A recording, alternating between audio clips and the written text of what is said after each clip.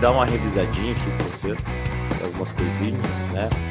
Então, por exemplo, a historinha do motor que está aparecendo aqui, para quem não entendeu, né? Porque a gente vai falar, principalmente na segunda lei da termodinâmica, sobre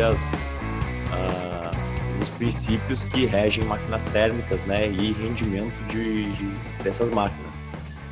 E a gente pode, então, inclusive, a partir de dados como energia, calor e trabalho realizado, calcular rendimento de motores, né? Motor a gasolina, motor a diesel, né?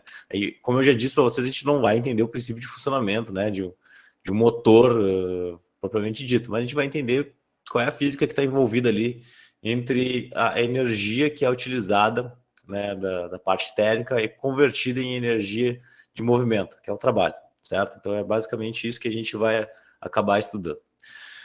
Pessoal, então aqui os conceitos que estão envolvidos nisso, né, são as grandezas termodinâmicas, né, que vocês já conhecem: pressão, volume, temperatura, né?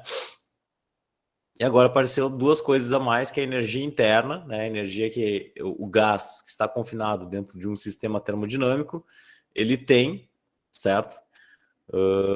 E essa energia que vai ser basicamente, né, o que nós poderemos converter em movimento, né, trabalho realizado, ou apenas em calor, né? É uma das possibilidades. Eu posso ter um motor que não funciona. Posso ter um motor lá que não consegue realizar trabalho, né? Que não consegue levantar um pistão ou baixar um pistão.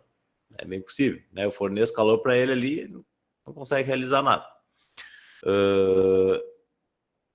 Óbvio que isso pode acontecer em alguns momentos dentro de um ciclo termodinâmico, né? Porque a gente vai ver depois que essas máquinas térmicas, elas podem funcionar por ciclos, né? E dentro de uma parte do ciclo, né, pode ser que a gente não tenha trabalho, certo? É bem possível que isso em algum momento possa acontecer, né? Mas em algum outro momento desse ciclo há trabalho sendo realizado, e isso configura essa máquina como sendo uma máquina que converte calor em movimento, né? Basicamente isso. Bom, pessoal, então aqui a gente viu alguns detalhes, né, de uma transformação isobárica, do trabalho realizado por uma transformação isobárica, que é o modelo que nós vimos de conversão de trabalho, né, que é a relação de pressão vezes variação de volume. Lembrando que a variação de volume que é que configura este trabalho que está sendo realizado, né, porque é um movimento que é realizado de expansão ou compressão do nossa caixinha aqui, ó, que contém o gás, tá? Quando esse trabalho ele é de expansão, a gente definiu que isso aí é um trabalho realizado pelo sistema, ele é um trabalho positivo, né? Quando é um trabalho de compressão, a gente definiu que é um trabalho realizado sobre o sistema, né? Isso seria um trabalho negativo. Isso é importante porque quando a gente for realizar os nossos exercícios, né, a gente precisa entender o que é o trabalho, se o trabalho é positivo ou se ele é negativo, para na hora de colocar as equações ali da termodinâmica, né, isso fazer mais sentido ali e chegar no resultado correto, tá? Bom, enfim, aqui eu mostrei algumas coisas sobre o trabalho, o cálculo do trabalho através da análise da área de um gráfico, certo? Isso aqui a gente faz também nos exercícios, eu vou fazer junto com vocês hoje. E aqui a gente chega na lei zero, né? A lei do equilíbrio térmico, isso aqui eu explico para vocês durante a aula, né? É uma lei mais fundamental, por isso que a gente chama de lei zero, certo? Que é uma condição de equilíbrio térmico entre os sistemas. E chegamos à primeira lei, né? A primeira lei é basicamente uma lei de condição de conservação de energia, como vem escrito aqui, ó, uma lei de conservação de energia, onde toda energia interna que tem ali no sistema, né, ele é uma relação de calor menos o trabalho realizado, certo? Então, se ele recebe calor, o calor é positivo. Se o sistema perde calor, é um calor negativo.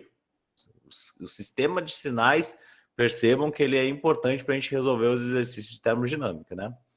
Se o trabalho é positivo, né, é aquela velha história, né, a expansão dentro do sistema, né, ele expande, porque é o trabalho é realizado pelo gás, e se há uma compressão, né, o trabalho é negativo, porque alguma coisa externa realizou a pressão sobre o gás, certo? E fez com que ele diminuísse de volume. Basicamente isso, tá? Às vezes até a pressão externa, né, do ambiente de fora, realiza isso, né? Então é um trabalho negativo analisando o sistema termodinâmico, tá? Bom, aí aqui a gente entrou nas algumas condições específicas, certo? Algumas condições específicas, transformação isobárica, transformação isotérmica, né? É importante que vocês olhem bem esses slides, porque se o exercício fala que há uma transformação isovolumétrica, como é que fica a equação da primeira lei da termodinâmica? Ela se modifica, né? Então isso eu explico durante a aula. Fizemos alguns exercícios, como vocês estão vendo aqui, né? E eu elenquei alguns exercícios para vocês resolverem, tá? Então, basicamente, é isso que eu vou tentar demonstrar aqui para vocês. Eu lembrei agora que eu não deixei o espaço para resolver agora esse exercício. Eu vou fazer isso agora, ao vivo, para vocês verem. Vou botar uns slides a mais aqui, que aí eu resolvo esses exercícios aqui com vocês. Vou botar aqui, vamos mudar de novo. Tá aí. Então, olha só, gente. Esse primeiro exercício aqui tem a ver com cálculo de trabalho, né? Na verdade, não. Na verdade, ele tem a ver com construir gráficos. Basicamente isso, né? Então, eu vou pegar aqui os dados desse exercício que são importantes para que a gente resolva ele. Então, olha só, diz assim, ó. Um gás ideal está submetido a uma pressão de 1/10⁵ newtons por metro quadrado. Então, essa aqui, vou resolver aqui, vou colocar exercício número 1. Então, a pressão é 1/10⁵. 1/10⁵ pascais, né? Porque newton por metro quadrado é pascal. E seu volume é 1/10⁻³ e a sua temperatura é 27 graus. Então, ele tem um volume de 1/10⁻³ metros cúbicos, correto? Correto, metros cúbicos, e uma temperatura de 27 graus. 27 graus, tá? Ele sofre uma expansão isobárica. Bom, uma baita informação isso aqui. Significa que na expansão isobárica, né, se é isobárica, a pressão não muda, certo? Então isso aqui é P constante. Então, se a pressão é constante dentro dessa transformação, a gente já sabe como é que tem que ser a cara do gráfico, que é o que ele pede na letra A, né? Na letra A, ele pede para construir um gráfico P por V, certo? Então, um gráfico P por V, onde a pressão é constante. A pressão, ela tem um valor que não muda, certo? Que valor é esse? Esse valor que ele é discriminado aqui, ó, 1/10⁵. 1/10⁵, né? E ele tem um volume inicial. O volume inicial é dado aqui nesse exercício por 1/10⁻³. 1/10⁻³. O que ele diz? Ele diz que ele realiza, vamos ver aqui, ó, ele realiza uma expansão. Expansão quer dizer que ele se expande, ou seja, ele aumenta o volume. Então, o gráfico é um gráfico que tem uma setinha de forma que mostre que ele sai deste estado A aqui e vai para o estado B e é uma expansão. Certo? Uma expansão. Beleza. E o volume seja o triplo do volume inicial. Bom, se é o triplo do volume inicial, pessoal, é só pegar esse volumezinho inicial aqui e multiplicar por 3. Isso aí dá 3/10⁻³. Eu já posso colocar aqui 3/10⁻³ metros cúbicos é a unidade aqui, e aqui é o pascal, né? Então, percebam que a letra A está resolvida, né? Porque basicamente o que ele pedia era para construir um gráfico. Tá aí o gráfico de uma transformação isobárica, como vocês estão vendo, né? Na letra B,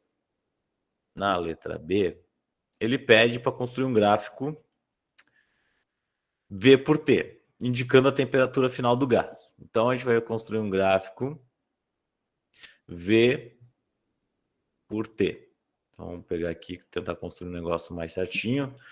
V por T. Então, isso aqui é V. Opa, aqui eu botei P também aqui. Aqui é V. Opa, perdi aqui. Então, aqui é V e aqui é fechando parênteses, tá? E aqui P por V, então a gente vai fazer uma V por T. Um gráfico V por T, né? V em metros cúbicos e temperatura final em Vou botar em Kelvin, tá? Porque Kelvin é a unidade fundamental que a gente tem para a temperatura, lembrando disso, tá? Bom, o que acontece, pessoal? Ele expande o volume e possivelmente vai expandir a temperatura, porque numa transformação isobárica a única coisa que permanece constante é a pressão, certo? Mas para descobrir a temperatura final, eu tenho que fazer uma relação, uma transformação isobárica, certo? Se vocês lembrarem como é que a gente faz uma transformação isobárica, eu pego lá a equação PVT, né, do estado A, e igualo com PB, VB, TB, do estado B, certo? Como as pressões são iguais, eu posso descartar elas. As pressões dos dois lados, porque é uma transformação isobárica, é constante, a gente fica com aquela relação VA, TA, VB, TB, que a gente utilizou muito no final do semestre passado nas transformações gasosas, né? E a partir disso, eu obtenho, então, a temperatura final B. Então, é isso que a gente vai ver. Então, olha só. O volume inicial é 1/10 na menos 3. Botando aqui, ó, essa equaçãozinha aqui, resolvendo ela. A temperatura inicial é 27 graus, mas se a gente somar com 273, é 300 Kelvin, né? Então, ó, 27 mais 273, só para confirmar, 300 Kelvin, né? A cabeça não funciona muito bem de manhã cedo. A gente confirma na calculadora. 300 Kelvin de temperatura. Então, ó, temperatura inicial, 300. E o volume final é 3 vezes 10 na menos 3. 3 vezes 10 na menos 3 sobre a temperatura B, né, a temperatura final. O que eu faço? Eu multiplico em cruz isso aqui, né? Você sabe muito bem como resolver, eu multiplico em cruz. E aí fica uma coisa assim, ó. Vai ficar TB, que é igual a 3 vezes 10 na menos 3 vezes 300. 3 expoente na menos 3 vezes 300. Isso aqui dá 0,9. 0,9. Divididos por esse valor aqui de 1/10 na menos 3. Isso aqui vai dar 900. Vamos ver aqui. 1 expoente na menos 3, 900 Kelvin. Ou seja, a temperatura aumentou para 900 Kelvin de temperatura. Que é o que a gente já esperava, né? Uma expansão da temperatura. Bom, então vamos construir o gráfico, né? Agora já temos todas as informações. O volume ele inicia em 1 vezes 10 na menos 3 e ele vai para um volume de 3 vezes 10 na menos 3, certo? A temperatura ela inicia em 300 Kelvin e a temperatura vai para 900 Kelvin, né? Vamos juntar os pontos, né? Faz uma reta aqui, faz uma reta aqui. Na intersecção entre essas retas, tu coloca um ponto, né? Construção de gráfico lá, que nem a gente aprendeu no primeiro ano do médio, né? Aqui a gente faz a mesma coisa, faz uma intersecção aqui, chegamos no cruzamento entre esses duas retas, construímos um ponto. Como é que fica o gráfico? Vamos ligar esses pontos. Tá aí, ó. Bonito. Gráficozinho de um P por V e um gráfico de V por T, como vocês estão acompanhando aqui. E isso era a questão 1 dos nossos exercícios, né? Deixa eu dar uma separada aqui, para deixar aqui a questão separada. Vamos ver a questão 2, como é que fica. A questão 2 é um diagrama P por V, que um ciclo, esse aqui é um ciclo termodinâmico, né? Percebam que tem várias transformações aqui ocorrendo, né? Tem uma isobárica, tem uma isovolumétrica, uma isobárica e uma isovolumétrica novamente. Aqui nós temos uma expansão, né? Aqui nós temos uma diminuição da pressão, aqui nós temos uma compressão e um aumento de pressão, tá? É isso que está acontecendo aqui no meu sistema. Ele pergunta qual é o trabalho realizado pelo gás no ciclo. A gente vai lembrar que para calcular o trabalho realizado dentro de um ciclo, a gente calcula a partir do trabalho o cálculo da área, certo? A gente faz a área da figura e a partir disso a gente sabe qual que é o trabalho realizado. Como esse exercício é bem simples, né? Eu nem vou escrever no outro lado, eu vou escrever aqui mesmo, tá? Eu vou apagar aqui depois para não confundir vocês, mas eu tenho que calcular essa área. Isso aqui é uma área de um retângulo, né? Se é uma área de um retângulo, pessoal, isso aqui é só multiplicar a base por altura, certo? Se eu fizer a base vezes a altura, eu tenho a área do retângulo, certo? E aí eu vou ter, por consequência, o trabalho realizado por esse gás durante esse ciclo. Então, o trabalho vai ser o quê? Vamos ver.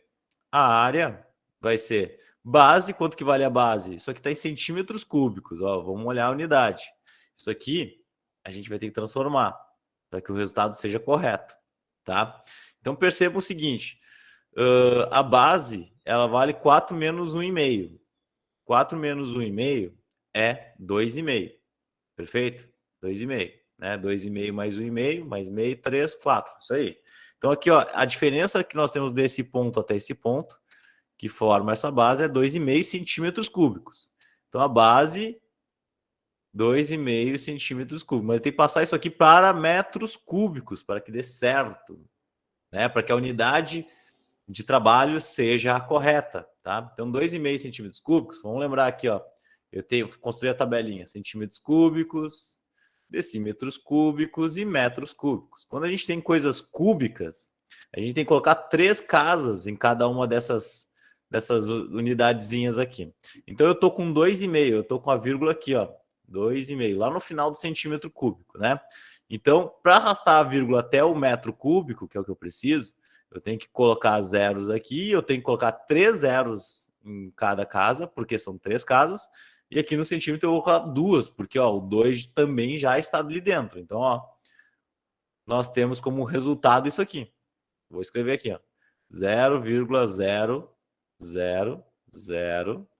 mais 2 zeros, 25. Como a gente é inteligente e nós já sabemos escrever cientificamente os números, isso aqui é a mesma coisa que 25 vezes 10 na 1, 2, 3, 4, 5, 6, 7, na menos 7 metros cúbicos. Tá? Então, 25 vezes 10 na menos 7 metros cúbicos é o valor da base. Tá? E o valor da altura? Bom, a altura já está em Newton por metro quadrado.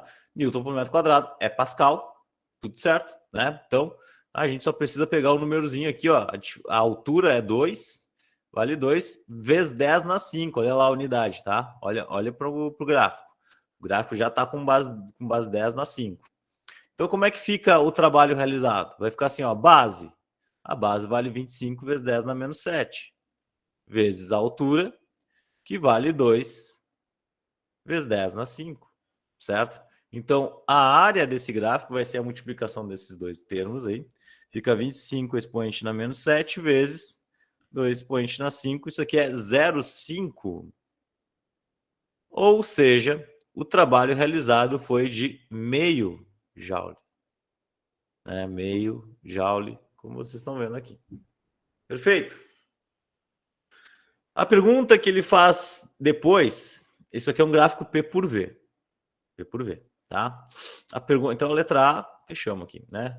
A letra B, como é que fica a letra B? A letra B, galera, isso aqui é um gráfico P por V. Aí a gente vai ter que lembrar como é que são as isotermas num gráfico P por V. Um gráfico P por V, as curvas isotérmicas, certo? Eu falei isso aqui lá quando nós estávamos falando sobre gases ideais. As curvas isotérmicas, elas têm essas caras aqui, certo? São curvas nesse formato aqui. Então, aqui eu teria uma temperatura A, aqui uma temperatura B, e aqui é uma temperatura C. Vejam que elas são curvas, né? E qual é o interessante disso aqui? É que a temperatura no ponto dessa curva A, né, que essa curva indica que o gás ele tem a mesma temperatura durante toda aquela curva. A temperatura dele não muda, por isso que é uma isoterma, né? São curvas isotérmicas. Esse gráfico me diz que as temperaturas aqui, ó, elas aumentam conforme eu aumento as curvas, né? Eu vou para graus acima de curvas, né? Ou seja, a temperatura em C é muito maior que a temperatura em A, que é maior que a temperatura em B, certo? A gente analisando esse gráfico aqui, esse gráfico do número 2, o que a gente consegue perceber? Vou pegar um roxinho aqui. A gente consegue perceber que a gente pode ter uma isoterma aqui, certo? Que nós podemos ter uma isoterma que passa por A aqui, pode passar por C, e nós temos uma isoterma aqui que passa por B, né? Então, seguindo esses critérios que a gente já viu aqui, ó, sobre as isotermas, a gente conclui, né, que nessa letra B, que o ciclo onde a temperatura é menor é no ponto D. No ponto D, certo? No ponto D nós temos o ponto onde a temperatura é menor, e a explicação é porque, se nós analisarmos as curvas isotérmicas, né, a gente consegue concluir que as curvas mais baixas são as curvas que contêm a menor temperatura, certo? E a gente, olhando para o gráfico, a gente consegue montar essas isotermas, né, de forma que verificar que nesses pontos aqui, ó, ponto B e C, pela lógica de construção dessas curvas, né, os pontos B, A e C seriam curvas onde as isotermas seriam maiores, tá? Beleza? Então é isso. Número 2 é essa explicação. Vamos para a questão número 3, então. Questão número 3. A questão número 3 é um ciclo também, é um ciclo termodinâmico, né? Onde a gente tem uma transformação isovolumétrica, onde a gente aumenta a pressão. Nós temos uma isotérmica, uma curva isotérmica, como vocês estão vendo aqui, né? Uma curvinha.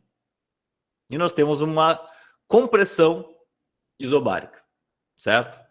Então, nós temos essas três coisas acontecendo aqui, tá? Quem ainda não está familiarizado com esses nomes, isovolumétrica, isobárica, isotérmica, né? Eu espero que assista as aulas sobre gases ideais, né, no semestre passado, para ver essas transformações. É a aula de transformações gasosas, tá? Se tu ainda não está familiarizado com isso, pode ir lá no YouTube, pegar essas aulas, né, dar uma olhada de novo e ver esses nomes aí, o que significam esses nomes, tá? Então, basicamente aqui, ó, explicando rapidinho, transformação a volume constante, transformação a temperatura constante e uma transformação a pressão constante, certo? Essas são as transformações. Então, aqui na letra A, a gente já consegue caracterizar, olha só. De A para B, nós temos uma transformação isotérmica. É uma curva isotérmica, né? Característica de curva isotérmica. De B para C, nós temos uma transformação isobárica. Isobárica, né? E de C para A, nós temos uma transformação isovolumétrica. Isovolumétrica. Ou isométrica, né? Ou isocórica, tá? Tem outros nomes para essa transformação. Bom, beleza, né? Enfim, é isso aqui que nós temos. Ele pede para calcular as temperaturas A, B e C, tá? Para calcular essas temperaturas A, B e C, vocês percebam que ele fornece a constante dos gases e ele diz que são 2 mols. Ou seja, isso aí é um spoiler, né? Por quê? Isso significa, pessoal, deixa eu apagar aqui esse númerozinho 2 aí. Isso significa que quando a gente for resolver essa número 3, a gente, para descobrir as temperaturas, a gente vai usar aquela equação PV nRT, certo? Porque os valores de PV são obtidos a partir do gráfico, certo? E o valor de N é dado, que é o número de mols, e R é a constante dos gases. E aquela constante dos gases vale 8,3, né? 8,3 joules mol por Kelvin. Tá? Então, se a gente, por exemplo, vamos calcular para o ponto A. Para o ponto A. No ponto A, nós temos uma pressão de 1,6 vezes 10 na 5. Olha lá, não esqueçam da base 10, tá? Então, nós temos uma pressão de 1,6 vezes 10 na 5. Nós temos um volume de quanto? De 30 litros. Opa, nós vamos ter que mudar essa unidade aqui. Porque lembrem, se eu estou aqui com joule mol por Kelvin, tem que mudar a unidade, tem que estar em metro cúbico isso aqui. Até para se comunicar com essa outra unidade aqui, ó, Newton por metro quadrado. Então vamos lá, ó. Vamos fazer uma tabelinha de novo. Vamos para a tabelinha. Agora nós vamos para a tabelinha de litros, né? A tabelinha de litros, para quem não lembra, 1 litro é a mesma coisa que 1 decímetro cúbico, certo? Ou seja, se nós temos 30 litros, nós temos 30 decímetros cúbicos. Se nós queremos chegar aqui, ó, no metro cúbico, a gente só adiciona um zero que falta e coloca a vírgulazinha ali, e a gente tem então que isso aqui é a mesma coisa que 0,03 metros cúbicos, né? 0,03 metros cúbicos. Então,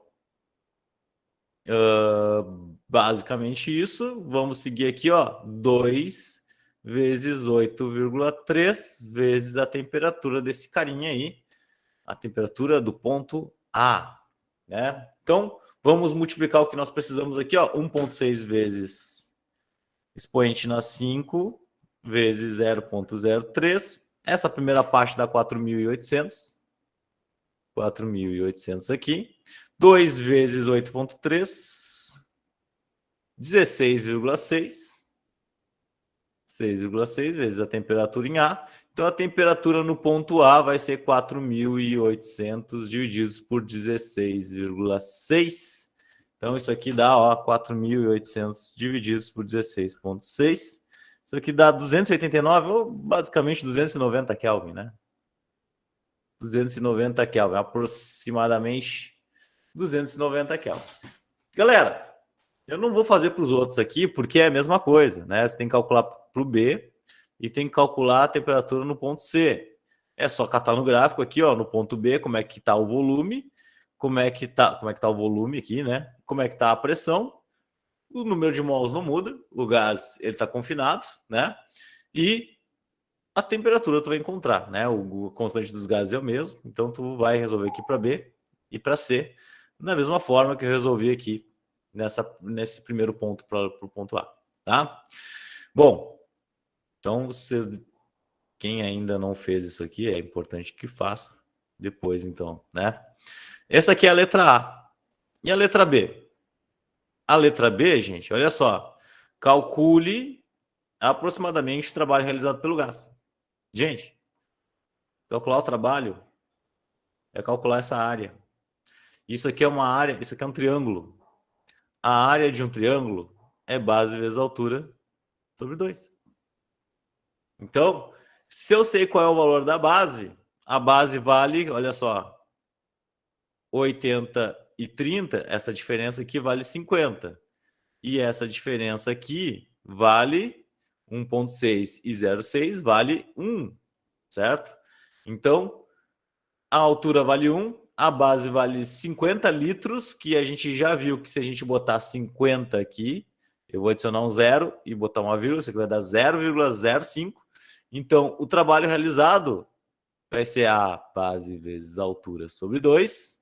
Então, a área é, a base vale 0,05, certo? Deixa eu ver aqui, 0,05 vezes 1 sobre 2.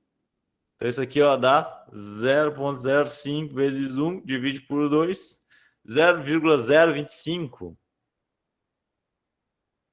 E isso aqui significa que o meu trabalho é 0,025 joules de energia para realizar esse ciclo termodinâmico aí.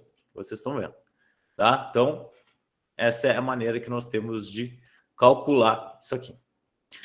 Bom, tirando aí a temperatura B e a temperatura C, eu praticamente fiz todos esses exercícios aí, tá, gente? Então, essa é a primeira parte da lista da semana passada. Tinha bastante coisa para vocês fazerem, né?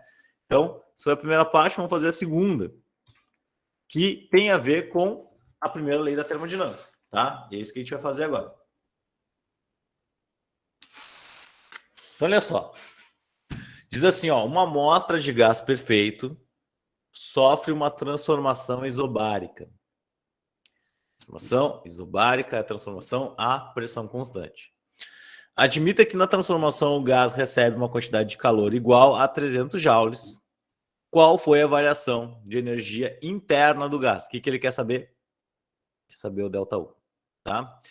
E é para utilizar esse gráfico aqui, onde vocês veem o volume em metros cúbicos e a temperatura em Kelvin, né? Então percebam que eu tenho esses resultados aqui, tá? Tem esses dados. Percebam que para calcular a variação da energia interna tem que usar a primeira lei da termodinâmica, que é uma relação entre calor menos trabalho, certo? Se ele expandiu ali, expandiu, né, o volume, significa que é um trabalho positivo, né? Então vamos lá, vamos brincar um pouquinho aqui, ó. Essa é a questão número 4. Questão número 4, a gente precisa calcular o trabalho. Como é uma transformação isobárica, isso aqui é P ΔV, né? Pressão constante vezes variação de volume. Então, meu trabalho vai ser igual à pressão, que vale 60 newtons por metro quadrado. Então, vou botar aqui 60 newtons por metro quadrado, vezes a variação de volume. O volume inicial era 1, o volume final era 3. Como a gente sabe o que é um delta, o delta é o volume final menos o volume inicial, certo? Então, meu trabalho vai ser 60, 3 menos 1.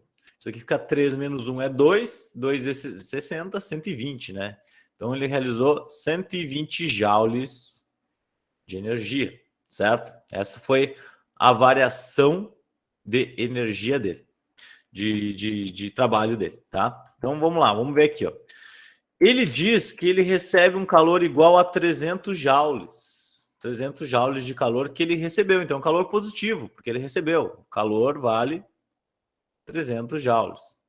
Como a gente sabe que a variação de energia é Q menos W, a variação de energia, então, interna desse sistema vai ser o calor que ele recebeu, 300, menos o trabalho que é positivo, não muda o sinal, 120, isso aqui dá, então, o trabalho de 180 joules, como diz ali a resposta, certo?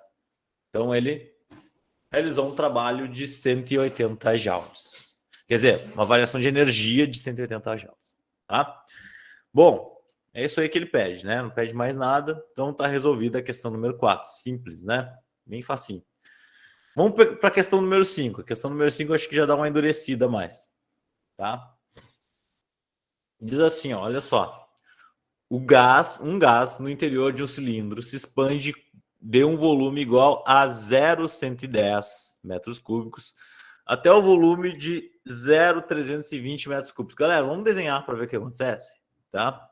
Sempre digo que desenhar ajuda bastante a gente a entender as coisas. Sempre pensem no sistema de um gás dentro de um cilindro, tá?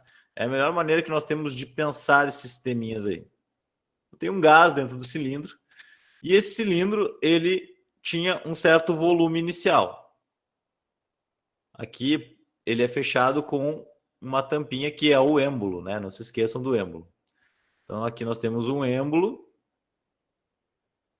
Aqui o êmbolo. Tá? E o que acontece? Ele tinha um gás aqui dentro, tá? Isso aqui tinha um volume inicial. Qual era o volume inicial dele? De 0,110 metros cúbicos. 0,110, 0,11 metros cúbicos, a gente pode escrever assim, né? 0,110, 0,11, mesma coisa. E aí ele expande esse negócio aqui, ele vai fazer de roxo aqui, ele expande até aqui em cima, que ele vai para uma pressão de um volume de 0,32 metros cúbicos. Então ele vem até aqui, através da expansão.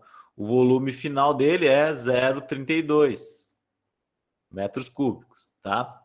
Beleza. Então é isso que nós temos aqui. Deixa eu melhorar isso aqui, que ficou tudo uma coisa por cima da outra. Então, ó, o volume final, 0,32 metros cúbicos. Bom, o que a gente pode fazer aqui? Se eu sei que é um negócio que acontece, vamos ver aqui, ó, a pressão constante, 1,8 10 na 5 Pascal, essa é a pressão que ele tem, basicamente a gente pode calcular, então, o trabalho realizado, que é a primeira questão, né? A primeira questão ele pergunta sobre o trabalho realizado. Então, vamos lá, né? Na letra A, o trabalho realizado, transformação isobárica, P ΔV. Igual a gente fez no primeiro exercício. Então, o trabalho vai ser igual a 1,8 10 na 5, 1,8 vezes 10 na 5, vezes... Qual é o volume final, galera? Sempre volume final menos volume inicial. Então, vai ser 0,32 menos 0,11. Ah, professor, não precisa mudar as unidades? Não, tá tudo em metro cúbico, ó. Metro cúbico, metro cúbico. Então, pode deixar as unidades como elas estão mesmo. Então, o trabalho vai ser igual a 1,8, 0,32 menos 0,11, vezes 1,8 expoente na 5. Isso aqui dá 37.800. 37.800 joules. Percebam, gente, que isso aqui já é o trabalho realizado e é um trabalho positivo, porque é um trabalho de expansão, né? O gás está expandindo. Qual outra informação que ele dá para a gente resolver a letra B?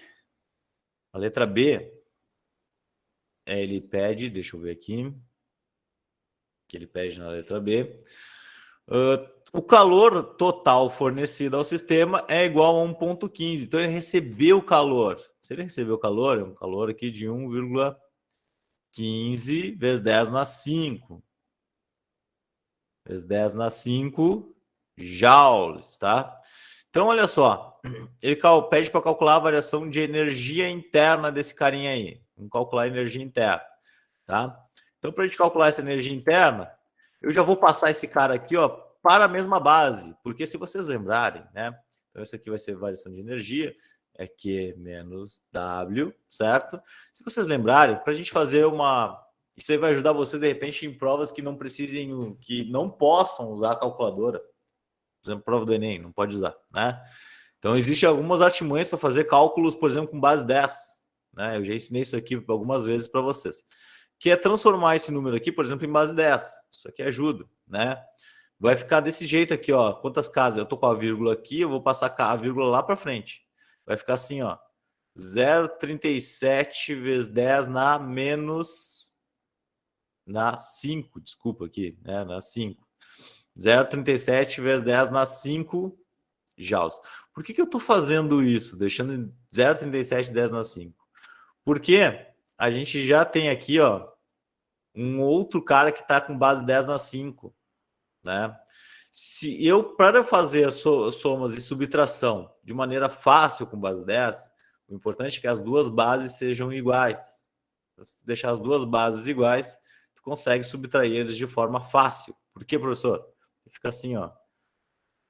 1,15 vezes 10 na 5. O trabalho é positivo, então não muda o sinal aqui. Menos 0,37 vezes 10 na 5. Quando eu tenho bases iguais, eu preciso apenas subtrair os números. Então, fica assim, ó, 1,15 menos 0,37. Isso aqui dá 0,78.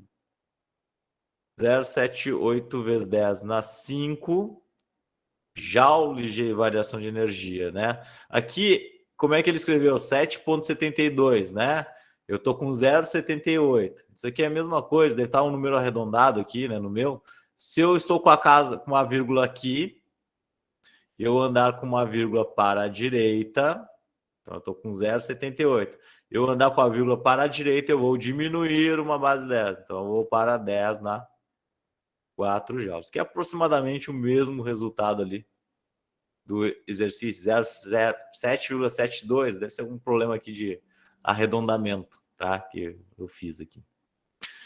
7,8 vezes 10 na 4 joules de energia, então, ok. Chegamos no resultado. O que falta? Falta a questão 6. Vamos botar aqui a 6. Questão 6, tá? Que é a última questão do nosso exercício, da nossa lista de exercícios, né? Percebam que eu levei 30 minutos para fazer, por enquanto, né? Mas, né, sabemos que o professor já tem uma larga experiência em física, né? Então, vocês possivelmente levaram um tempo muito maior para resolver isso aqui.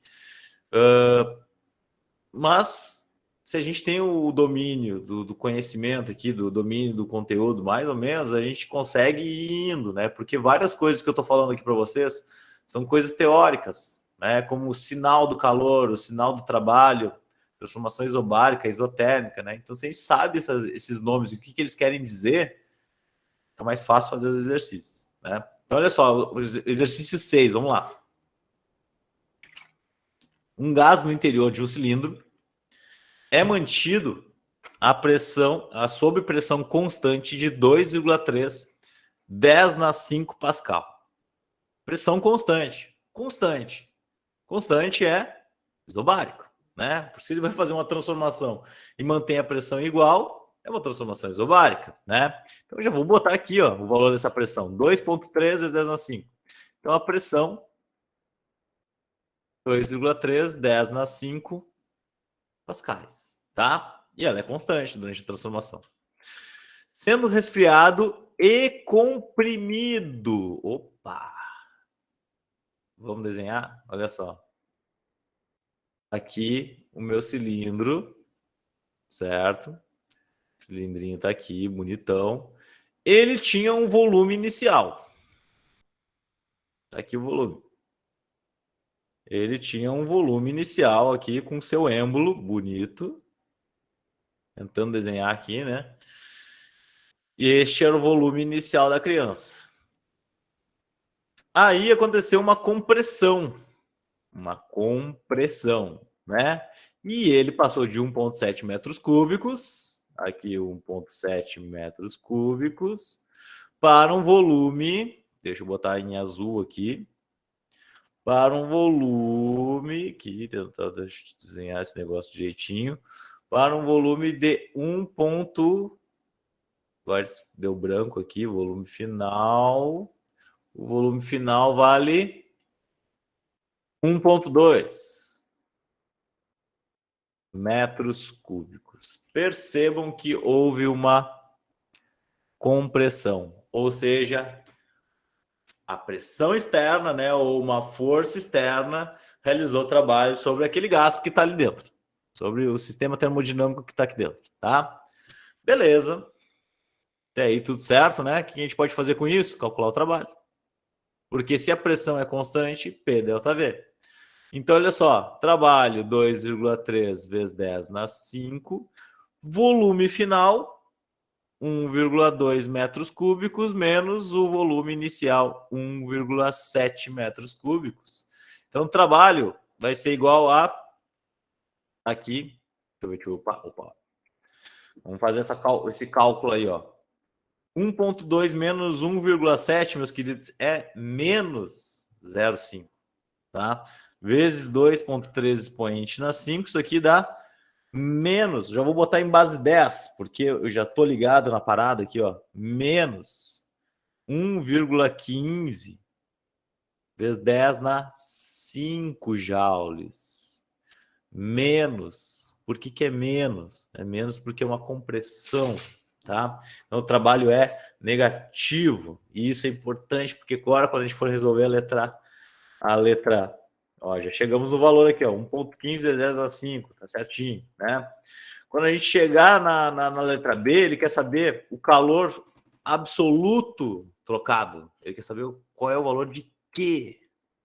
Aqui na letra a letra B, ele quer saber quem é o Q. Me diz quem é o Q da questão. E o delta U, o que ele diz sobre o delta U, gente? O que ele diz? Ele diz que a energia interna do gás, olha só, a energia interna do gás diminui em 1,4. Diminui. Diminui em 1,4, ou seja, ela é negativa. 1,4 vezes 10 na 5 joules de energia. Diminuiu a energia interna. Se diminuir a energia interna, negativo. Tá? Como é que fica? Delta U Q menos W. Primeira lei da termodinâmica. Vamos aplicar a conservação de energia aí. Variação de energia é menos 1,4, 10 na 5. O que da questão eu quero descobrir? O trabalho é menos 1,15, 10 na 5. Obedece os sinais da equação. E obedece, se o trabalho é positivo, se o trabalho é negativo. Não subestima os sinais. Como é que fica menos vezes menos? Menos vezes menos é mais. Então fica mais 1,15. Mais 1,15, 10 na 5, tá? Como é que fica essa historinha? Fica menos 1,4 vezes 10 na 5. Esse cara que está aqui, ele vai passar para o outro lado da igualdade e vai passar subtraindo 1,15 vezes 10 na 5, que é igual ao Q. Certo? Então fica 1,4 expoente na 5 mais 1,15 expoente na 5 também. Isso aqui dá este valor aqui, ó. Negativo, como vocês estão vendo. 2,55 vezes 10 na 5 joules.